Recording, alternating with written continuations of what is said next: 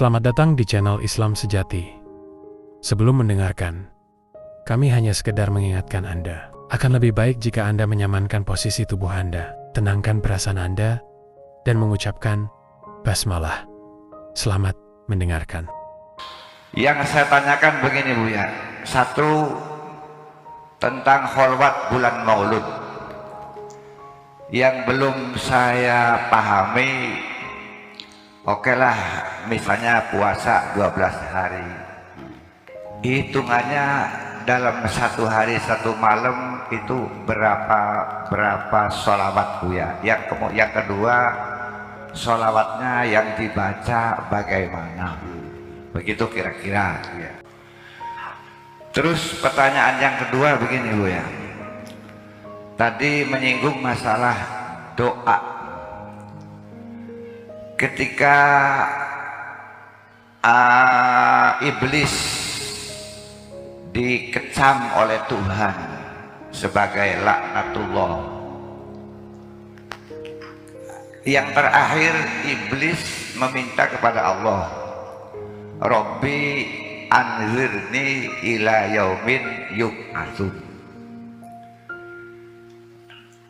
Iblis mengatakan kepada Allah, ini kata-kata iblis itu sebagai doa, permintaan, atau gimana? Ya, Robbi anzirni ila yaumin yub'atsun. Oke lah Tuhan, saya dilaknat, gak apa-apa. Emang sudah tulis warisnya. Akan tetapi tolonglah, saya minta dipanjangkan umur saya sampai hari kiamat. Robbi anzirni ila yaumin yub'atsun. Kemudian kata Allah, lupa saya sebut, apa tuh? Qala innaka minal mundorin, kalau nggak salah.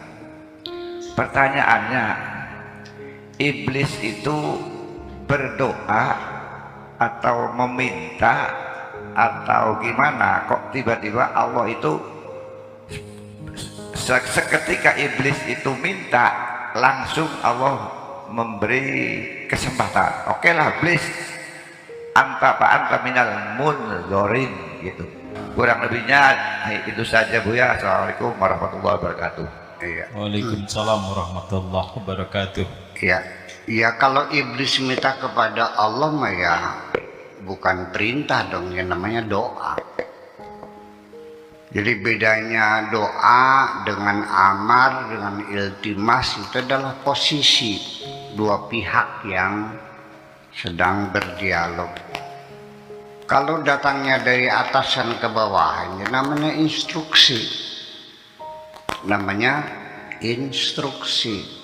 Bahasa Arabnya amar. Kalau datangnya dari bawah ke atasan namanya permohonan. Bahasa Arabnya doa. Kalau sekelas setara, seorang irjen dengan sama-sama irjen, seorang brigjen sama dengan brigjen, itu namanya nyambat, minta tolong namanya kan gitu. Itu jadi yang membedakan ya tetap aja iblis juga namanya berdoa. Nah dari situ saya malah sebetulnya Anda harus bercermin diri. Iblis saja doanya dikabul, apalagi doamu. Lah ada apa kalau doa tidak dikabul? Kalau begitu lebih hebat iblis dong. Iya, artinya Allah itu selalu mengabulkan doa hambanya itu. Ya, bahwa sok maunya apa terjadi Allah. Allah tidak akan kehabisan kok untuk mengabulkan doa kita semuanya. Ya, jadi artinya memang memang ya sebabnya karena iblisnya maju sejujur aja ya. Iblis itu lebih ma'rifat dari kamu kok. Iblis itu lebih kenal Allah daripada Anda. Dan iblis itu bukan orang kafir dalam artian tidak percaya, dia percaya. Ya. Adapun iblis disebut kafir itu karena kesombongannya, bukan karena tidak percayanya, ya dong. Ya, jangan salah paham. Ya, aba wastakbara wa kana minal kafirin. Iblis menolak bersujud kepada Adam. Sebabnya menolak karena kesombongan. Oleh karena dia sombong, maka dia adalah orang kafir. Jadi ketika di sini siapa saja itu yang jiwanya sombong, ya kafir. Kalau iblis yakin Tuhan, lebih yakin dari kita, kan lebih ma'rifat. Yang dia mengatakan ketika diklarifikasi oleh Tuhan, diklarifikasi. Sini. Ma manaka antasjud. Kenapa kamu tidak mau sujud? Lima khalaqtu biyadayya. Yang aku ciptakan, kenapa kau tidak mau tunduk? Kan diklarifikasi. Jawaban dia kan jelas. Ya, aku lebih baik dari dia kok, kenapa harus tunduk sama dia? Itu karena iblis menganggap dia lebih tinggi derajatnya daripada manusia. Apa alasan, argumentasinya apa kata Tuhan? Apa argumentasinya, apa alasannya kamu mengklaim lebih baik dari Adam? Kan engkau buat aku dari api dan engkau buat Adam dari. Berarti kan iblis mengakui bahwa yang membuat aku adalah engkau. Yang membuat Adam juga adalah engkau. Selesai itu urusannya. Yang jadi masalah bahan bakunya berbeda. Saya dibuat dari api, Adam dibuat dari tanah. Padahal nyatanya bagus mana tanah dengan api? Ya bagus tanah dong. Tanah mengandung banyak mineral. Kalau api ada apa? Tidak ada apa-apa. Jadi bagus mana api dengan tanah? Ya kenapa iblis nggak paham? Goblok. Iya dong. Makanya ketika kesombonganmu itu muncul, otakmu jadi bodoh. Orang sombong itu mendadak jadi bodoh. Iya, ngomongnya tidak terkendali dan tidak rasional sesungguhnya. Itu adalah kajian psikologi ya. Jadi kenapa iblis doanya dikabul dan kenapa kita tidak dikabul-kabul? Yaitu persoalannya adalah kepada tingkatan ma'rifatnya juga persoalannya. Ada faktornya macam itu. Jadi dia minta, dia kenal betul. Jadi sasarannya tepat. Nah kita kan minta sama Allah, tapi kita nggak kenal Allah di situ. Iya, makanya al-arif itu artinya orang yang sudah kenal Allah. Makanya kalau orang sudah kenal Allah ya doanya dikabul, dikabulnya udah kenal aja. Sekarang mungkin nggak saya minta tolong sama orang yang tidak saya kenal, kepada yang terhormat Bapak titik-titik yang tidak saya kenal. Dengan ini saya mau permohonan bantuan 3 juta buat beli obat. Dikasih enggak? Ya, orang minta itu kan harus kenal dong. Iya. Mungkin saja, mungkin saya sama Pak Didik pernah saya utang nggak bayar ya. Mungkin saja kan. Tapi itu tidak memungkas dia akhirnya menghentikan bantu pada saya. Karena saking kenalnya baiknya, ya sudah akhirnya utang lagi dong, ya udah, yang dulu belum bayar ya, nambah nih jarinya 5 juta jadi. Kalau sudah kenal bang, jadi itu sendiri persyaratan engkau meminta perkenalan pun, minta sesuatu harus kepada yang engkau kenal betul. Ada orang bikin proposal kepada Bupati Indramayu, dia nggak kenal, lewat saya, gue minta rekomendasi, oke, saya kenal dia, saya rekomendasikan kepada yang hormat Bupati Indramayu, mohon proposal ini dapat dikabulkan. Oke, saya terangkan. Terus kasihkan. Oh, ini ada rekomendasi dari buyanya. Ya wis ya, nanti besok sini ya. Berapa perlunya? Kan dikabul. Nah itulah yang disebut dengan wasilah. Wasilah kan seperti itu. Jadi makanya kita seringkali datang kepada orang yang soleh, ada al-ulama al-amilin, ulama al-amilin ya, bukan ulama aja, ulama yang amilin, kita minta doanya, itu diperlukan namanya wasilah, tawassul itu semacam itu. Tapi saya nggak tahu ya kalau ada orang yang membid'ahkan wasilah, nggak tahu, nggak paham saya logikanya gimana. Ada kan yang wasilah langsung aja kayak kenal aja, kan Tuhan bilang ud'uni astajib lakum. Orang itu gimana lah? Mintalah kepadaku pasti ku kabulkan. Ya, dia ngomong terus tidak aku ngomong. Itu bukan sama kamu. Nolong kepada orang yang sudah dikenal, bukan kepada orang yang tidak dikenal gitu. Jadi kenapa dia dikabulkan? Satu karena dia kenal. Ya. Dan dosa iblis itu nggak seberapa sih. Dia tidak berbuat apa-apa, hanya merasa dirinya lebih baik dari Adam karena bahannya itu, adonannya itu berbeda. Dia dibuat dari api, Adam dibuat dari, hanya itu saja aku bisa sampai diusir. Andai kan dosa iblis kau lakukan, ini kita udah mampus semuanya.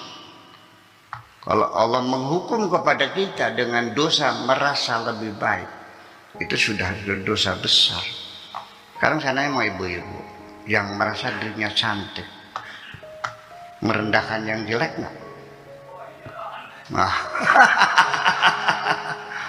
bapak-bapak yang kaya-kaya merendahkan yang miskin nggak? Ada dalam diri kita semacam itu. Jadi sifat-sifat iblis juga ada dalam diri kita. Sebelum Anda mendengarkan lebih lanjut, akan sangat berterima kasih bila mana Anda ikut serta mendukung channel ini, tidak lain dengan cara like, komen, dan subscribe. Terima kasih. Iya. Makanya perlunya tawadhu tuh, artinya tawadhu tuh tidak pernah merasa lebih baik dari siapapun.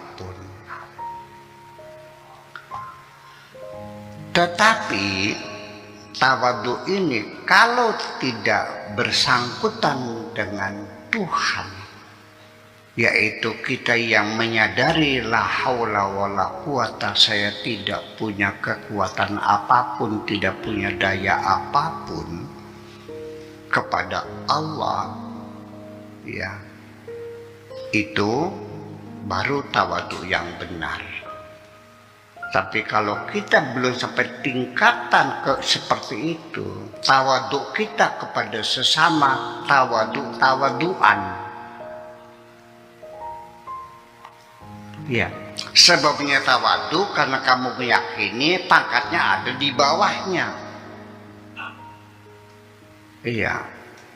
Orang yang datang itu adalah sawahnya 50 hektar. Sedangkan kamu punya sawahnya rong bau setengah. Bau neloro tengah, beli gablek sawah. Kita tawadhu. Ya nggih mangga Pak Haji, monggo nunjuk saja pakai jempol, monggo dipun kersaken. Tapi begitu yang datang orang yang lebih miskin, ikut sebadogen. Kesombongan kita muncul lagi. Jadi itu tawadhuan, tawadhu manipulasi itu sesungguhnya. Belum yang hakiki sesungguhnya. Biar saya kupas dulu sebentar. Iya. Jadi itulah sebabnya iblis dikabulkan. Ya tapi memang nanti hakikatannya framingnya Allah juga sih. Ya, artinya settingan Allah juga. Sebab kalau Allah nggak bikin iblis, dunianya nggak ramai kok. Kalau nggak ada iblis, kita nggak akan betah di dunia ini. Jadi kalau dalang wayang ngangkat lakon apa lakonnya, ya itu masih ada logika konflik semacam itu. Allah hebat kok, ya percayalah. Jadi kita juga bermusuhan dengan iblis tuh ya ada kesengitan lah, sedang-sedang bahaya. Iya, karena dia juga melaksanakan tugas dan atas janjinya. Jadi nanti iblis itu dikabul bukan hanya minta umur panjang sampai kiamat, tapi juga dia diizinkan untuk menggoda seluruh umat manusia. Bayangkan diizinkan. Qala fa bi'izzatika la ughwiyannahum ajma'in illa ibadaka minhumul mukhlasin. Jadi artinya iblis itu mendapat restu, mendapat izin dari Allah. Berarti iblis menggoda kita punya SIM. Ada SIM-nya. Apa SIM kok? Surat izin menggoda. Tetapi nanti saya jelaskan lagi ya. Begitu iblis diizinkan menggoda manusia, dia keluar dari sorga sambil menari-nari, sambil bersiul-siul. Dalam pikirannya manusia masuk neraka semua bersamaku. Di ujungnya nantinya kalau manusia neraka semua, dientas semua termasuk iblisnya. Itu strateginya begitu. Nah kalau masuk neraka semua gimana? Dientas semua nantinya. Itu harapan dia dari itu semacam itu. Jadi tiji tibe, mati siji mati kabeh. Barji barbe, bubar siji bubar kabeh. Itu strateginya. Di tengah iblis sedang riang gembira, Allah memberitahukan silakan kau goda semuanya. Tetapi siapapun hambaku yang meminta ampun atas dosanya, ku ampuni semuanya. Melongo, wah, kerja bakti mungkin ini. Nama saja kerja bakti. Capek-capek menggoda, begitu dia bertobat, astagfirullahaladzim, selesai lagi. Ya sama dengan mengukir, menulis di atas air begitu. Jadi jangan takut sama iblis, tapi yang penting sensitivitas hatimu dibangun supaya jangan pernah mengaku benar. Yang sering-sering saja bertobat kepada Allah Subhanahu wa Ta'ala. Amin. Kemudian tentang sholawat, saya konfirmasikan dengan Kiai Maktum Babakan Ciwaringin, putranya Kiai Hanan. Dengar ya. Ternyata sama. Kata Kiai Maktum, bapaknya itu Kiai Hanan itu mengatakan bahwa sholawat yang paling mustajabah itu adalah sholawat bibit. Sholawat bibit itu apa? Sholawat yang langsung diberitahu oleh Kanjeng Nabi. Ketika itu setelah turun ayat Al-Quran, innallaha wa malaikatahu yusalluna ala nabiyya ayyuhalladzina amanu sallu alaihi wa sallimu taslima. Sahabat datang kepada Rasulullah, kaifa nusalli alaika ya Rasulullah, bagaimana caranya berselawat? Qal sallallahu ala Muhammad. Paling pendek, paling ringkas. Jadi salawat yang paling manjur itu adalah salawat bibit, yaitu sallallahu ala Muhammad, sesuai dengan petunjuk Nabi. Jadi rupanya pikiran saya melalui Kiai Maktum, dia juga dapat pesan dari bapaknya, yaitu bacanya sallallahu ala Muhammad. Sebetulnya jumlah berapa yang mesti dibaca setiap hari itu 80.000. Ya, kita buktikan kepada Kanjeng Nabi Muhammad bahwa aku sangat mencintaimu. Ya, sampai saat namanya 80.000. Man ahabba syai'an kasura dzikruhu. Orang yang jatuh cinta kepada apapun akan sering menyebut-nyebut namanya. Betul nggak? Ya, sila gila menjenab. Sajinan tindakan dan jenab ya. Dalam kelamikun kaya kabini jenab. Lihat yang rambutnya di apa namanya di buntut kuda, kayak buntut kudanya jenab. Setiap hari. Begitu sebut namanya ada jenab saja piar lagi. Nah, itu. Jadi kita buktikan kepada Kanjeng Nabi bahwa aku mencintaimu, aku sebut namamu sehari 80.000. Tetap tidak mungkin akan kuat kalau di rumah. Karena kita punya kesibukan. Ya maksimal itu baca sallallahu ala Muhammad 80.000 itu 12 jam lebih. Nggak bisa. Nah oleh karena itu kita juga dengan Kiai Maktum juga sama. Kalau di Juni mana ya sudah angka bawahnya itu 16.000. Jadi barangnya sih perkalian dari 8.000 itu. Di 8.000 tambah 8.000 berapa? 11.000 gitu perkalian. Jadi sampai 8 kali, kalau ya 2 kali saja. Jadi 8.000 jadi 18.000 ini. Coba kalau di rumah itu nggak mungkin 80.000 itu, ya kan? Nanti ada tamu, anak nangis, istri minta, ya kan? Sempat waktunya. Nah, itulah kira-kira ya. Jadi bacanya adalah sallallahu ala Muhammad. Nah, saya percaya ya kepada Kiai Hanan itu termasuk minal ulama al-amilin ya. Ulama yang beramal, yang konsisten. Anda telah mendengarkan hingga selesai. Semoga video ini bermanfaat untuk Anda, serta menjadikan diri Anda lebih baik dari hari kemarin. Amin ya robbal alamin. Ada ceritanya, katanya kamu sudah tobat, kok kembali lagi saya tidak akan mengulangi. Ayo besok tak tobat lagi lah. Tapi mindset teman-teman nilainya sudah berhati yang sudah tobat selama. Yang pertama, berjalan sokong kita ini